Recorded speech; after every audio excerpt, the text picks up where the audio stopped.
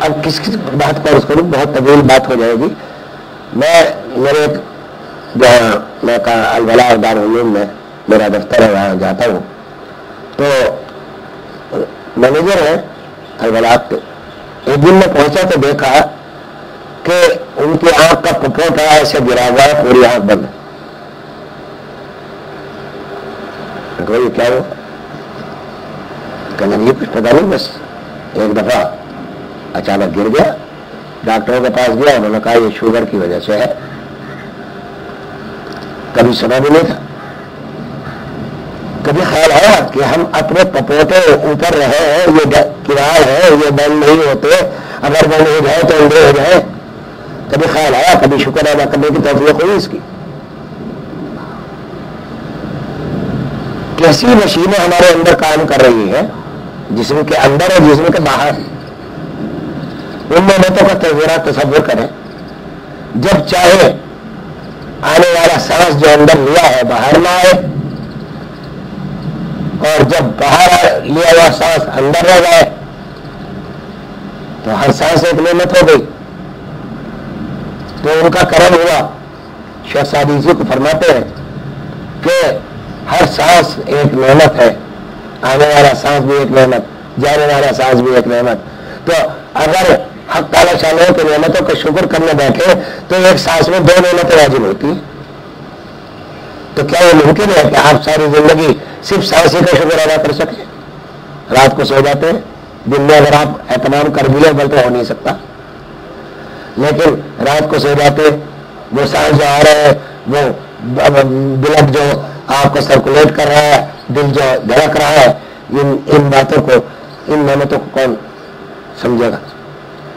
تو جب ان باتوں پر غور کریں گے، اور پھر اس کے علاوہ باہر کی نعمتیں کہ آپ کو اللہ تعالیٰ نے دولت دی ہے، نعمت دی ہے، عزت دی ہے.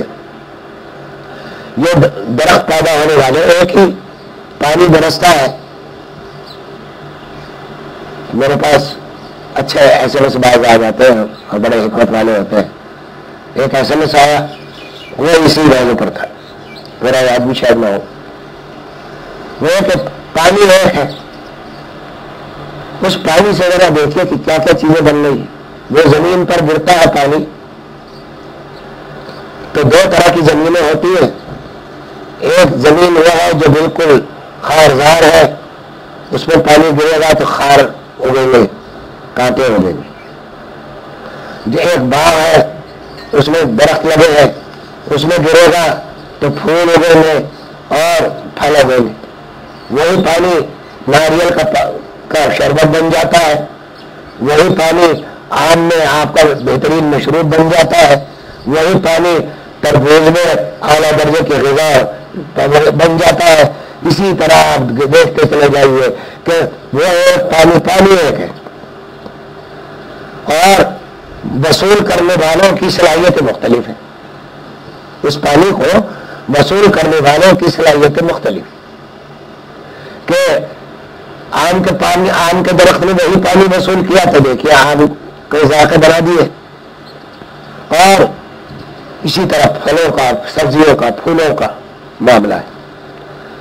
تو بارش ہدایت کی بھی، بادل سے برستی ہے، ہدایت کی بارش ہے اور ہر وقت برستی ہے، لیکن صلاحیتوں کا فرق ہے. کہیں اس ہدایت کے برسنے سے کانٹے اگ رہے ہیں، کفر کے کانٹے، شرک کے کانٹے، فسق و ظلم کے کانٹے. اور کہیں پھل پھول اگ رہے ہیں کہ اس سے معرفت پیدا ہو رہی ہے، نیکی پیدا ہو رہی ہے، حق تعالی شانہ کی عظمت دل میں آ رہی ہے، محبت پیدا ہو رہی ہے. یہ باطنی دنیا. تو اس لیے ایک پہلے اپنی معرفت کہ حق تعالی شانہ ہمیں کس طرح سے ایک ایک نعمت ہمارے اوپر، اگر آپ، یعنی حقیقت یہ ہے لا احصی ثناء علیک، حدیث میں حضرت صلی اللہ علیہ وسلم نے فرمایا کہ میں آپ کی تعریف کا احاطہ نہیں کر سکتا. لا احصی ثناء علیک انت کما اثنیت علی نفسک. آپ تو ویسے ہی ہے نا جیسا آپ نے فرما دیا، میں عاجز ہوں، میں کچھ بتا نہیں سکتا. نبی اکرم صلی اللہ علیہ وسلم خود فرماتے ہیں کہ میں سارا احترام فرماتے ہیں کہ عالمنا، کہ وہ ہم میں سب سے زیادہ اللہ کو جاننے والے تھے، اور خود بھی فرماتے ہیں حضور صلی اللہ علیہ وسلم کہ میں تم میں سب سے زیادہ اللہ کو جاننے والا ہوں.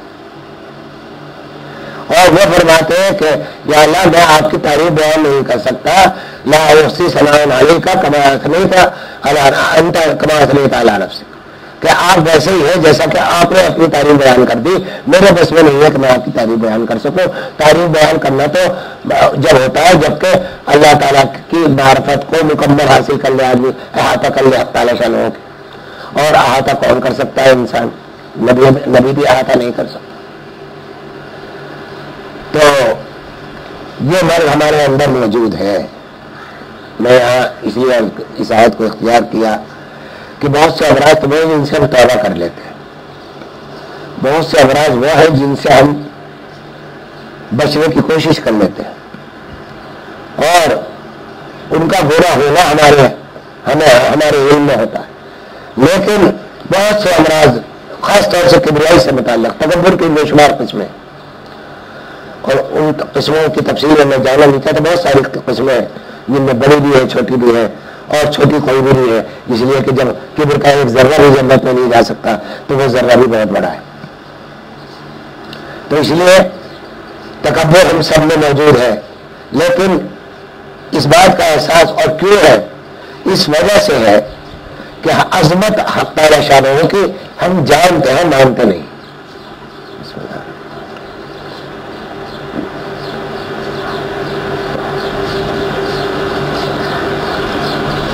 حق تعالی شانہ کی عظمت کا ایک تصور ہے دھندلا سا کہ اللہ تعالیٰ عظیم ہے، اللہ تعالیٰ بڑے ہیں، اکبر ہے.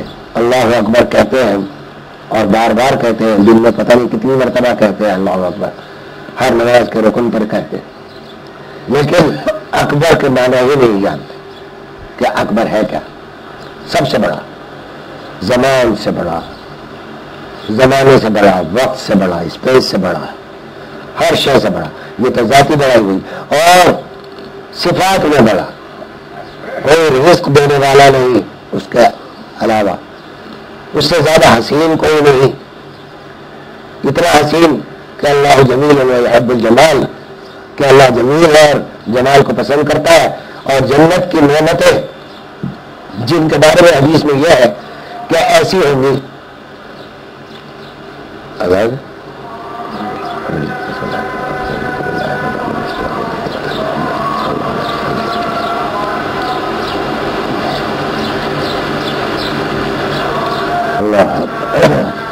کہ جنت کی نعمتوں کے بارے میں ارشاد فرمایا کہ وہ ایسی ہوئی کہ نہ کسی انسان کے دل پر اور قلب پر اس کا کوئی تصور گزرا اس کی، ان کی لذتوں کا، ان کی اعلیٰ درجے کی یعنی خوبصورتیوں کا بھی. تو نہ خطرہ آیا کوئی دل پہ، نہ تصور گزرا، کوئی وہم و گمان نہیں ہو سکتا انسان کو اس دنیا میں رہتے ہوئے کہ جنت کی ادنیٰ سے ادنیٰ نعمت کتنی بڑی ہو، کیسی ہو. اور پھر مختلف درجات ہیں جنت کے. اس کے بعد سب سے بڑی نعمت حق تعالی شانہ کی رؤیت ہوگی کہ اللہ تعالیٰ اپنا جلوہ دکھائیں گے، اپنا دیدار کرائیں گے جنتیوں کو. تو اس کی لذت ایسی ہوگی کہ وہ جنت کی وہ ساری نعمتیں اس کے آگے ہیچ ہو جائے گی. محبوب کو دیکھنے کی لذت تو دنیا والے جن کو عشق ہوتا ہے یہاں بھی جانتے ہیں کہ جب محبت میں عشق میں گرفتار ہوتا ہے تو محبت سے محبوب سے بات کرنے کی لذت، محبوب کو دیکھنے کی لذت، محبوب کے پاس بیٹھنے کی لذت.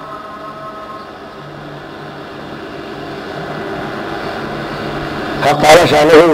اب سوال یہ ہے کہ آپ کہیں گے کہ بھائی محبوب کو تو ہم دیکھتے ہیں، اس کا حسن نظر آ رہا ہوتا ہے اس لیے وہ لذت والی ہوتی ہے، اس کی آواز سننا ہوتا ہے اس لیے وہ اس کی گفتگو میں لذت آتی ہے، اس کے قریب بیٹھے ہیں تو وہ نظر آ رہا ہے کہ ہم اس کے قریب ہیں تو اس کی لذت محسوس ہوتی ہے. اللہ تعالیٰ کو کس طرح ہم محسوس کریں کہ اس کا قرب وہ قریب ہے، کہ ہم اس کو کس طرح دیکھیں اور محبت کیسے پیدا ہو. تو دیکھیے محبت جو حسین سے آپ کو ہے اپنے محبوب سے، وہ آپ کے اس کے حسن کی وجہ سے تو ہے نا، یا اس کے اس ڈھانچے کی وجہ سے ہے جو جسم کا ہے. فرض کیجیے اس کو، میں ایک بادشاہ کی ایک حکایت مسلوی میں آئی ہے، کہتے ہیں کہ ایک بادشاہ کی قمیض حسین تھی بہت، تو بادشاہ یاروں کو اس سے عشق ہو گیا. بہت حسین قمیض تھی. بادشاہ بہت سخت پریشان تھا کہ ایک قمیض سے اس کا شادی میں کیسے کر دوں. وہ بہت بڑا عیب سمجھا جاتا ہے اور بادشاہ کے لیے تو اور زیادہ ہے. تو بادشاہ نے اپنے بیٹے کو کسی مہم پہ بھیجا اور اس قمیض کو ایک طبیبوں کو بلا کر کہا کہ اس کو دستوں کی دوا دو، ڈائریا کی،